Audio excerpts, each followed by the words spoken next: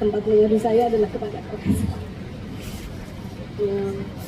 Dan di saat kami dalam perkara seperti itu, banyak orang menghindar untuk bahkan kami kontak, wajar karena takut. Tapi kata orang, justru teman itu ketika kita dalam keadaan yang terpuruk, dan profesor sudah memang teman keluarga, kebetulan dengan Ida, kakak saya sudah kenal lebih dari 30 tahun gitu. Tapi juga guru saya, maka sekarang ayah saya, walaupun masih muda Prof ya. Saya terima kasih kehadiran semuanya. Forum bersyukur ini sampai hari ini saya juga masih surreal rasanya. Saya tadi jalan di lapangan banteng seperti biasanya. Kemudian ada musik yang berdentum-dentum untuk senam ibu-ibu, itu yang zumba. Biasanya saya terganggu banget itu musik kayak begitu. Tapi hari ini saya merasa musik seperti itu aja indah sekali. Karena ternyata kita selama ini, saya kurang bersyukur barangkali. Yang kita anggap biasa, ibu bapak menganggap biasa, hari ini syukurilah. Karena kalau di dalam kita malam-malam lewatkan bentar sekali, itu berat. Dan saya teringatkan ada satu buku dari Profesor Kamarudin Hidayat yang sampaikan ada dua hal nikmat yang kita suka lupa bersyukur. Yang pertama adalah kebebasan, yang ini bukan urutan tapi yang saya ingat. Yang kedua adalah iman. Kalau kita punya itu, you have the world. Kita punya semuanya, dan kita suka lupa bersyukur sama hal-hal yang mungkin setiap hari kita take for granted. Bagi saya kira semua yang mengalami, nanti ini sahabat, rekan kerja, dan adik saya, ini salah satu orang paling pintar dari UI, Pak. Ini lulusan UI, mahasiswa terbaik saat itu. Nanti dan cerita, tapi bagi saya ada momen-momen di mana saya kira, mohon dimaafkan sebagai manusia, saya questioning ke Allah, kenapa ya saya diginiin banget. Tetapi ada momen di mana saya dua hal, ada buku dari Helwa, Prof, kalau ini bukunya ditulis oleh seorang muslim tapi sangat spiritualis, bukan buku agama kalau menurut saya. Dia sampaikan bahwa satu, saya merasa saya kena fitnah. Ternyata dalam bahasa Arab, kata fitnah itu, kalau ada yang di bahasa Arab itu bisa menjelaskan, root wordnya adalah fatana.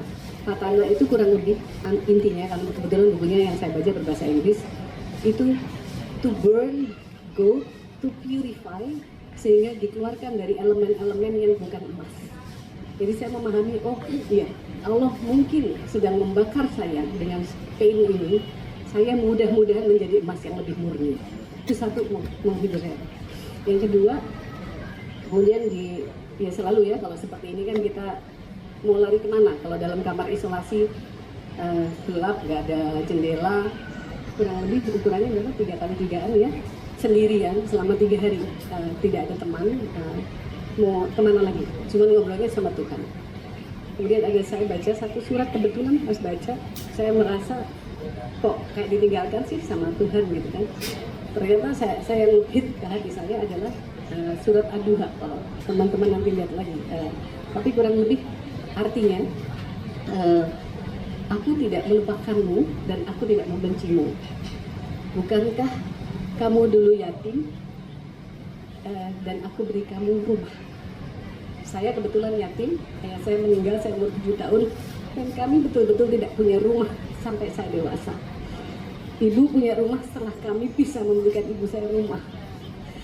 Jadi literally saya bilang, oh iya, saya durhaka sama Tuhan. Kok merasa ditinggalkan Tuhan? Kata Tuhan, saya tidak meninggalkan kamu. Kamu dulu yatim, I give you shelter. You were poor, I give you wealth. You were lost, I gave you direction. Di surat itu kurang lebih seperti itu. Baru dari situ saya ada turning point. Tadi Kang Lukis cerita antara harapan, memupuk harapan, tapi juga antara hope dengan hopelessness. Tapi itulah saya kira ujian manusia yang paling tinggi gitu. Antara katanya sudah berharap terus, tapi kalau nggak datang-datang sih Gusti Allah. Tapi kemudian dengan kejadian ini, saya diajari luar biasa. Jangan pernah mendikte Allah apa jalan yang terbaik, karena kita pikir jalannya harusnya seperti ini Tuhan, tapi ternyata Tuhan ngasih melalui presiden rehabilitasi yang saya pahami dari tingkatan abolisi, gerasi, amnesti adalah yang tertinggi. Semuanya di rewind, semuanya dikembalikan as if tidak ada yang terjadi itu, as if saya orang yang sama, tidak melakukan kesalahan yang dituduhkan. Dan pelajarannya kan ketika Tuhan berkehendak, dalam satu klik berubah seluruh rekening saya sampai hari ini masih diblokir, suami saya, anak saya. Tapi hari itu juga uang saya cuma ada uang di tangan 1,2 juta rupiah. Tiba-tiba ada teman yang ngasih, anak buah yang saya tahu gajinya juga berapa, ngasih 5 juta. Ini buat belanja sementara. Ada yang ngirim minyak, ada yang ngirim mie, ada yang ngirim telur. Itu kan ternyata tanpa uang saya masih bisa makan, tanpa uang saya. Kemudian tapi juga buat saya perjalanan spiritualnya setelah ini tiba-tiba Presiden memberikan melalui tangan beliau karunia Allah melalui Presiden dibalikan juga dalam waktu yang saya juga tidak tahu. Mohon maaf kawan-kawan, Bapak Ibu kalau saya masih kelihatan emosional, baru kemarin kami masih hidup di penjara dan sekarang sudah berada di udara bebas. Saya bersyukur luar biasa. Terima kasih Prof. I owe you my life. Ketika semua orang tidak semuanya mau dekat, tetap ada teman-teman yang bermurah hati untuk menolong. Saya kira itu dulu, tapi sekali lagi saya banyak yang belum kenal dengan Bapak Ibu, tapi saya kira kita punya value yang sama, bahwa kita semua mimpi tanah tempat kita lahir ini menjadi baik setiap harinya.